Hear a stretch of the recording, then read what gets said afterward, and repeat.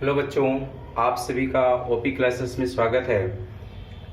आइए देखिए, हम लोग प्रश्नावली 2.1 प्रारंभ कर रहे हैं। पिछले वीडियो में हमने आपको बहुपद और उसके प्रकार, घात और घातांक के बारे में समझा दिया था। इस प्रश्नावली का मात्र एक ही प्रश्न आपका है एनसीईआरटी पाठ्य पुस्तक से।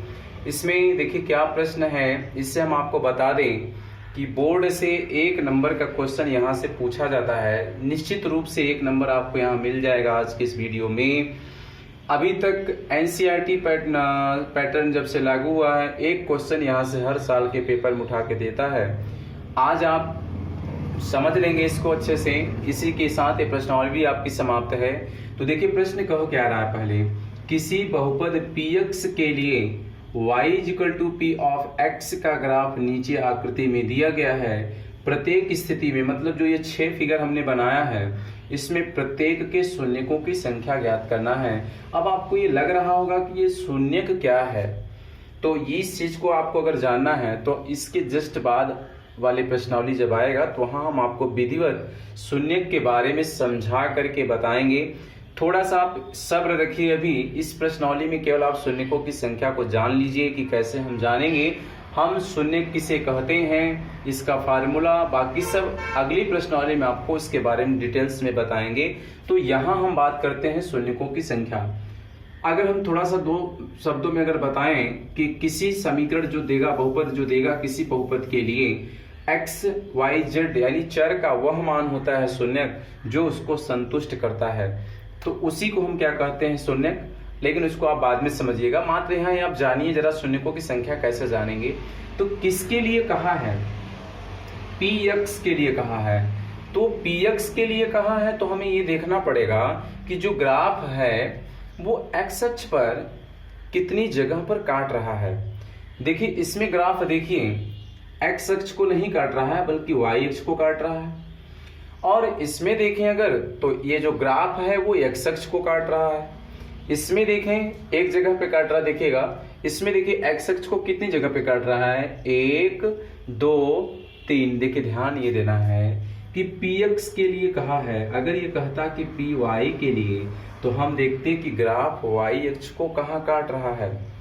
तो आपको एक शब्दों में बता दें इसका उत्तर कि x अक्ष को ये ग्राफ जितने बिंदुओं पर काटेगा, जितने बिंदुओं पर प्रतिच्छेद करेगा, वही शून्यकों की क्या हो जाएगी, संख्या।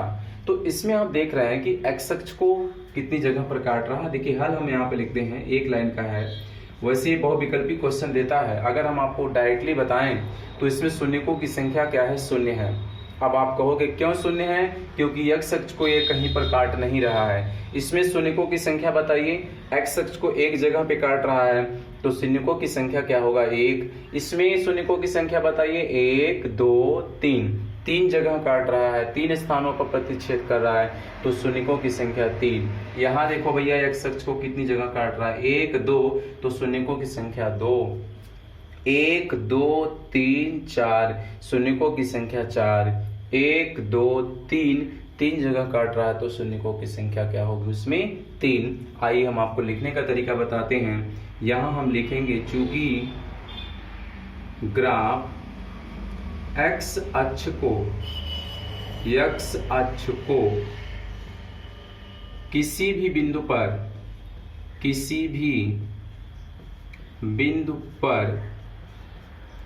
प्रतिच्छेद नहीं कर रहा है, किसी भी बिंदु पर प्रतिच्छेद नहीं कर रहा है, इसलिए शून्यकों की संख्या बराबर क्या हो जाएगी, 0।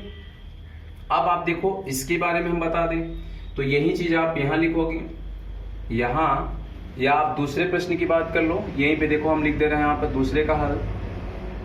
आप लिखेंगे चूंकि ग्राफ x अक्ष को एक बिंदु पर, आप लिखोगे एक बिंदु पर प्रतिच्छेद कर रही है, ग्राफ या करती है, इसलिए शून्य की संख्या, इसलिए शून्यकों की संख्या क्या हो जाएगा 1। अब आप सब इसी तरीके से सभी को लिख लेंगे। हमने शून्यकों की संख्या को आपको बता दिया। अब आप ये क्लियर कर लीजिए कि 1 नंबर यहाँ से क्वेश्चन पूछता है। इसी के साथ ही प्रश्नावली भी आपकी समाप्त हुई। अगले में हम आपको प्रश्नावली 2.2 को सॉल्व कराएंगे। आप लोगों से एक छोटा सा रिक्वेस्ट है कि इसको अधिक से अधिक मात्रा में लोगों तक शेयर करिए और चैनल को सब्सक्राइब करिए, वीडियो को लाइक और लोगों तक जरूर सेंड करिए, जिससे अधिक से अधिक लोग इसका लाभ प्राप्त कर सकें। तब तक के लिए धन्यवाद।